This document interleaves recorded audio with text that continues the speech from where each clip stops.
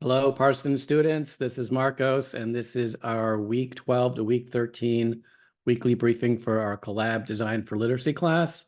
And I want to go through, as we're going through an important transition week, as we are wrapping up our storybooks, delivering our final files, and beginning our audiovisual book projects, our last project, Project 3. And there's lots to do, and we got to keep the ball rolling, and I want to make sure we stay on track.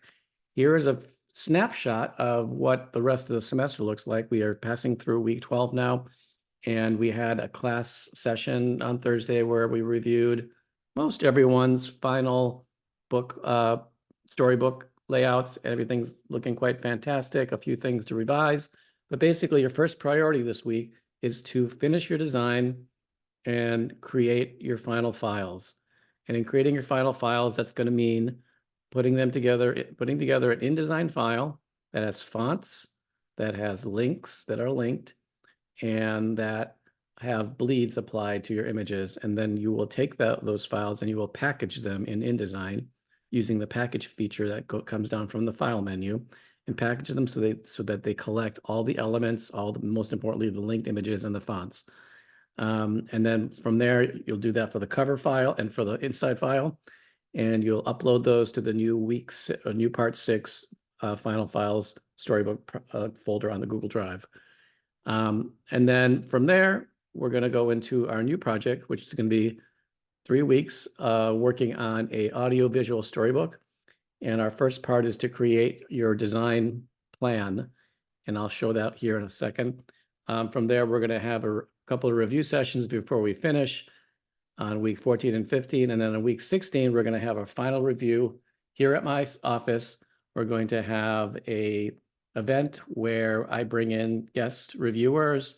We have a number of stations in the second room and a station here in my main office. And we have presentations throughout the evening where you go to different stations and present your work to various judges.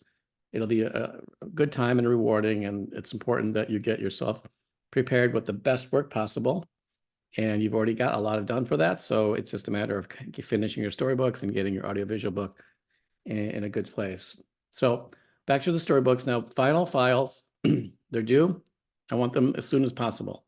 I don't want to wait till Thursday. I want you guys to start uploading them now. I sent a link out, or I posted the Canvas assignment for this. So there's a link out for that. And remember that you're going to be creating, you're going to keeping these first 3 pages blank, and you're going to have to, so far right now, we're going to be keeping the portrait blank because I still have not received these files for the photos. I'm hoping to get that soon. I apologize for the delay. And you will get a chance to pick your pictures, but I might have to just pick the portrait we use within this bio page for the book because of the delay. But hopefully we can get that resolved soon. Remember that you will be creating the text in here that talks about what your concept is about, where you're from, and what your story tries to teach us, and the history of it a little bit. So put a nice statement in there and I can help with that, but give me something particularly where you're from is the most important because I don't know that. And then remember that the back page is a dirt page with, so don't touch this page. And then remember that we need to apply a bleed. I don't have a page for that here. But the idea with the bleed is to get to this. Here we go. So the bleed, it's super important that you have, particularly when you have spreads that have pages that have the image that goes across the entire page and off to the edge of the page. So basically, if you see here, the black line right before the edge is the actual trim size. And you see here it's trimmed, but it needs additional imagery so that we can trim it and not have a white line be there because the trim is off. So basically you need to make sure you put in the bleed, you extend your pictures, you enlarge them slightly so that that bleed's there. If you don't do it, I'm going to have to do it. I'm going to have to enlarge your picture more than you had in mind. And hopefully that's not going to be a problem for anybody. So remember the bleed. And to incorporate that, remember to keep the dirt logo here in the white box. Don't try to mess with it. I'm going to change it if you do. And that this UPC code is on the back.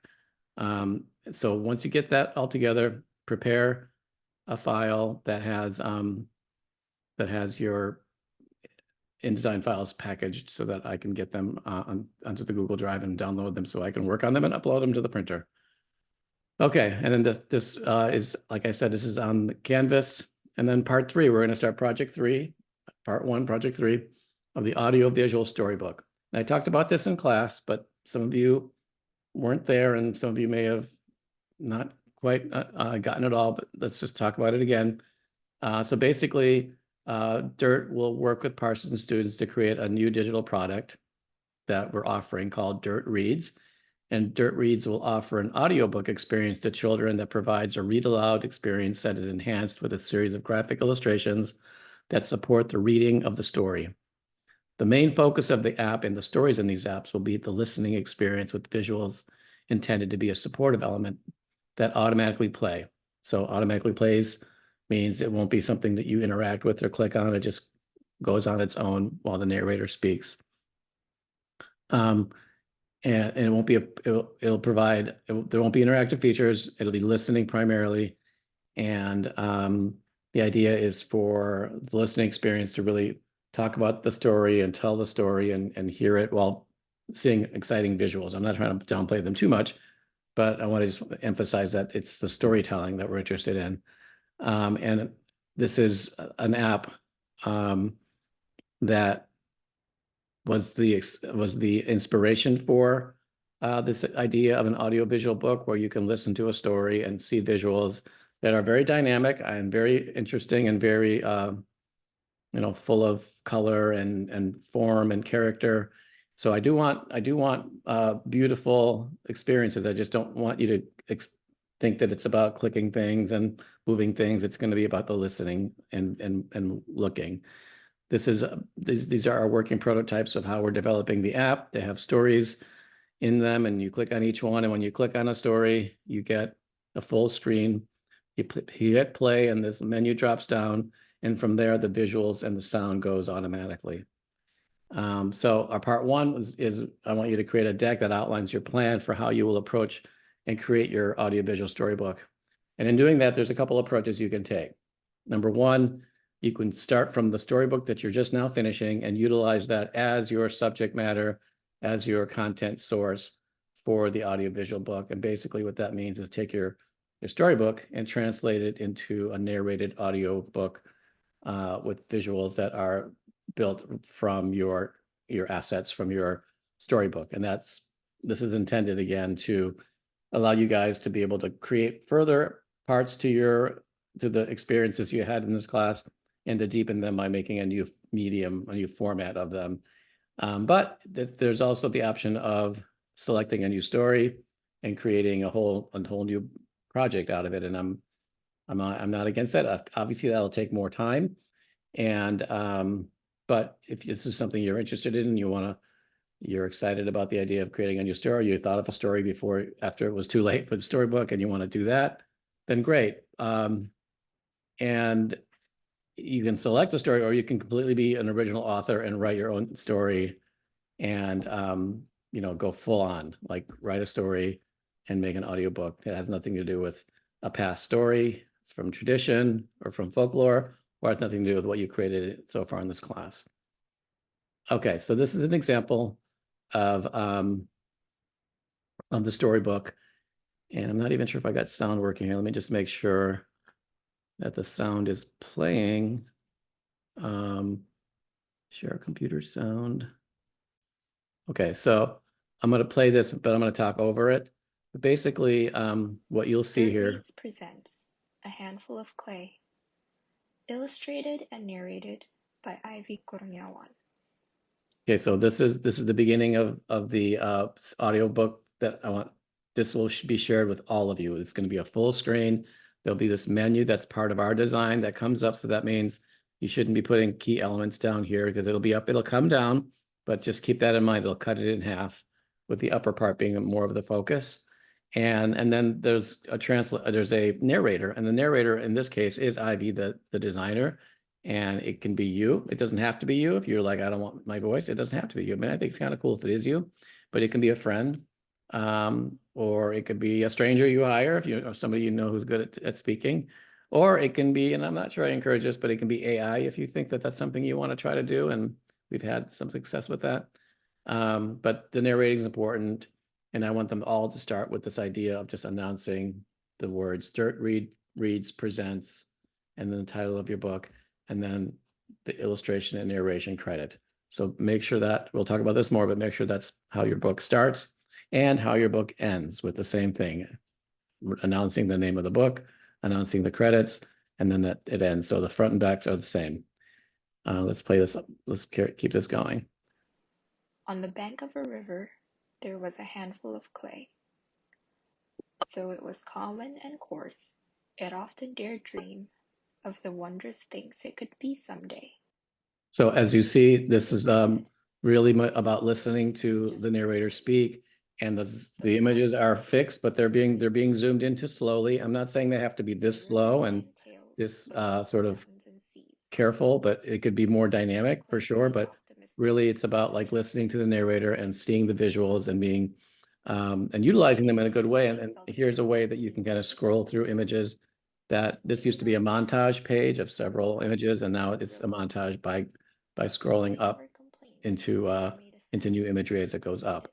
And then it keeps doing that. And then of course, horizontal scrolling is another effective way. I mean, the key here is that you don't go too fast, but also you don't go too slow, so that you see what content's coming up, and you're able to kind of reveal what your story is trying to say, or who the character is, or what they're feeling. And then a couple other techniques here, but basically, as you can see, it's pretty calming and static, but yet with some dynamic movement. And again, this is built off of a book that was done for the storybook, and there was just a little bit of new additions made with this particular piece. And then this book is similar, so I'm gonna skip it.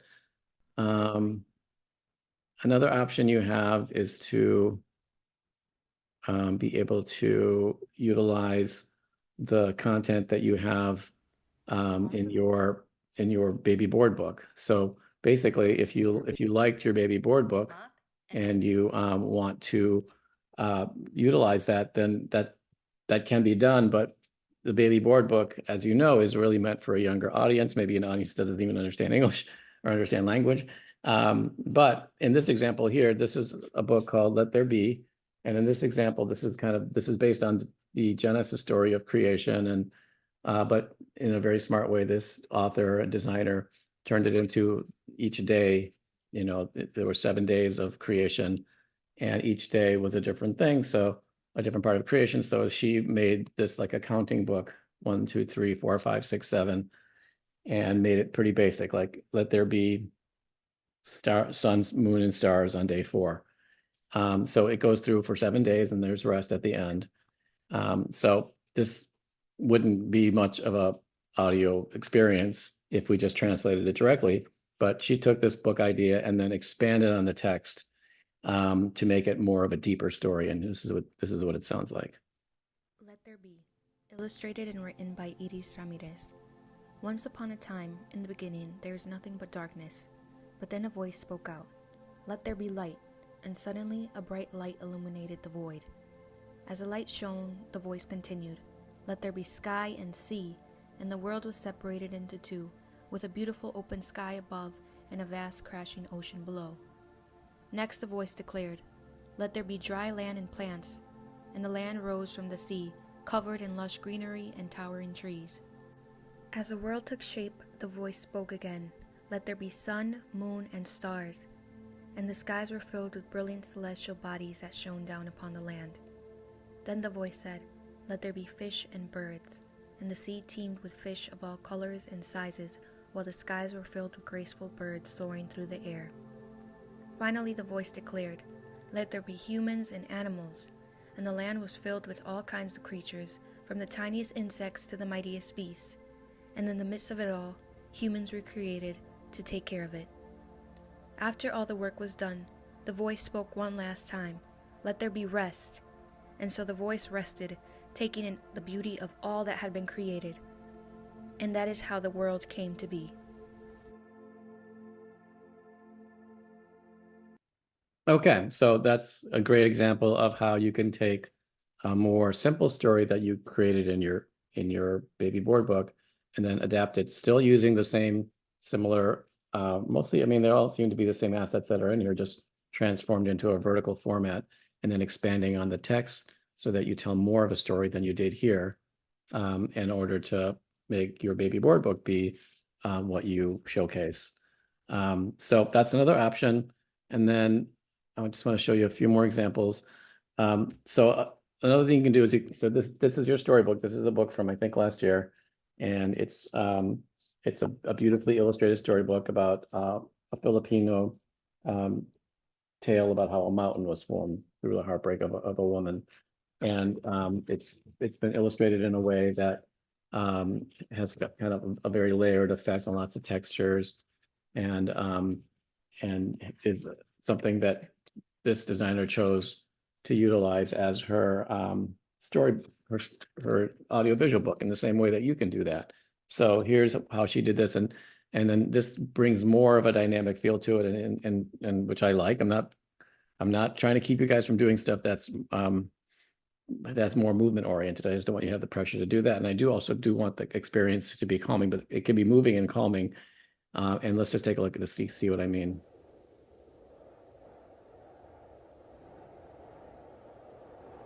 You'll see your sound effects in this version as well. Maria Mocaling, a Filipino legend.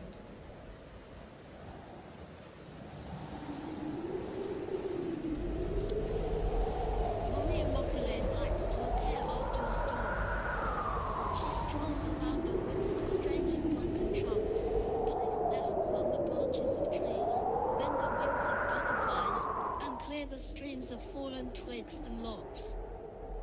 One day, in the middle of a long storm, a wounded hunter saw Maria Mocaling, a beautiful fairy duata, strolling around the forest. As she walks around, all signs of the storm would disappear. She mended the hunter's wounds as well as gifted the hunter some ginger. As the hunter returned home, he noticed that the ginger she had given him turned into pure gold. Maria made all flowers bloom and all crops to grow. She gave many blessings to the people, and the people loved her for it. Maria fell in love with the hunter and gave him all he could ever ask for. She showed him her jewels and the most beautiful parts of the mountain. One day when Maria was asleep, the hunter became greedy and wanted more. The hunter stole her jewels and pearls and cut down her trees. Maria was so heartbroken that she cried and cried until she fell into an eternal, deep slumber, and has not yet been awakened. Okay, so this is a good example Maria of Mocaling, a Filipino legend. utilizing hard worked assets from a storybook, and then taking advantage of the complexity of those, and taking those layers and having them zoom in, zoom out, pan across, move around, and kind of build themselves, and then change by undoing themselves by moving around throughout the entire story. So I think this is a good source of thinking about how you might want to utilize your story if your design is similar to this. And let's just look at one more, which is right here. So this is also a storybook from last year, and this is the book, The Forbidden Fruit, the Adam and Eve story. And in this approach, she did it. She was another one, like most of you, who does not have an illustration background, but she chose to create kind of like this paper cutout look that utilized a kind of a horizon, a landscape horizon that was prevalent in each of the spreads. And that became like a nice source of being able to utilize that landscape to pan across in your audio visual book and connect each of the stories and each of the characters so that they would appear as the story moved and as the landscape moved across, keeping them all connected. And then also in this example, this designer utilized AI as a narration source, and utilized different kind of voice characters from AI. The Forbidden Fruit. Written and illustrated by Georgia Kahn. Once upon a time, the Creator made a beautiful, bright, colorful garden called the Garden of Eden. The Creator felt that the world would not be complete without anyone to appreciate all its magic. So, he made two people, Adam and Eve, who would live in the special garden. Adam and Eve were the first people on earth. In the garden, they had everything they could ever need. They had plenty of food to eat, clean water to drink, and the animals of the garden to keep them company. Many types of fruits and flowers grew in the Garden of Eden. The Creator had only one rule. Adam and Eve were not allowed to eat the fruit from the special tree. This tree was known as the Tree of Knowledge of Good and Evil. The tree had a forbidden fruit that would bring anyone who ate a great harm. If they ate the forbidden fruit, they wouldn't be able to stay in the garden anymore. Adam and Eve enjoyed the garden and all its delights. Each and every day they explored the garden and discovered new wonders. They played with the animals, ran through the fields, and slept under the stars. One day, while exploring the garden, Eve saw fruit that she had never seen before. A sneaky serpent slithered up to Eve and asked her, "Have you tried the fruit from the tree in the middle of the garden?" Eve replied. No, we were told not to eat it. But the serpent insisted that it was a special fruit that would make her wise and knowledgeable.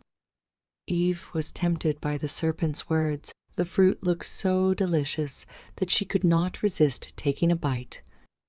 Okay, so that is just a portion of that story, but you can see this idea of panning across with very little, if any, movement beyond the panning across, but really taking advantage of this kind of layered cutout paper look, and then having the voice really be a strong part of it, and having an AI voice being the narrator. It still has a pretty human, soothing sounding. I don't know if I would know it was AI if nobody told me.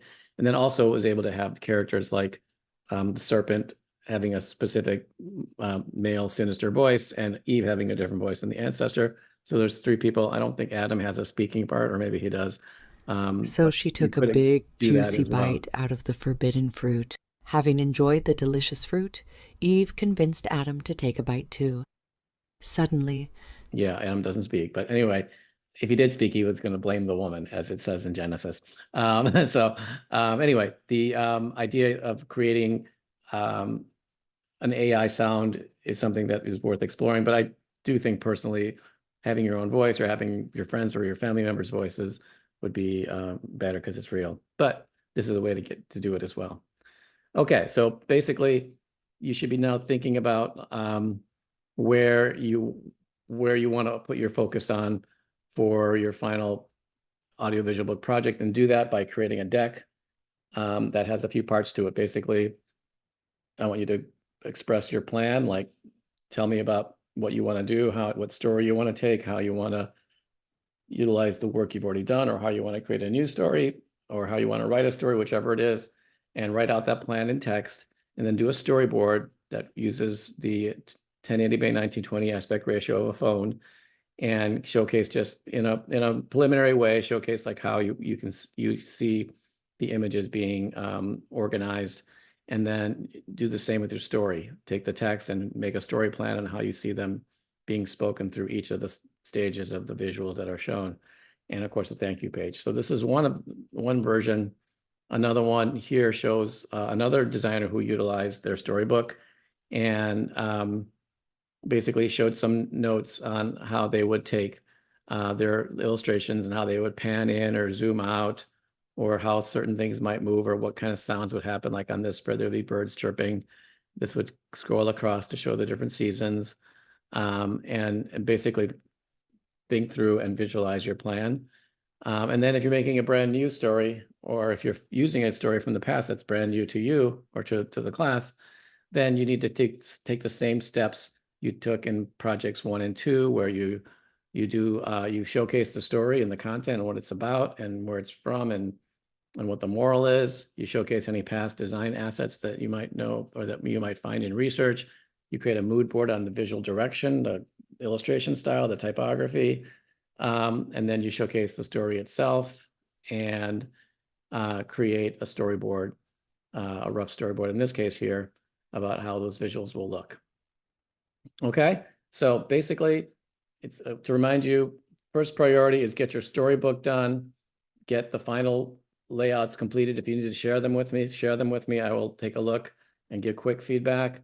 Once you have that done, create packaged InDesign files of both templates, the cover and the inside pages, and upload those to the Google Drive Project 6 final file storybook, and then jump on your new audiovisual book and create this presentation. We'll be meeting in class next week on Thursday night in class, full class to go over these plans for your audiovisual book.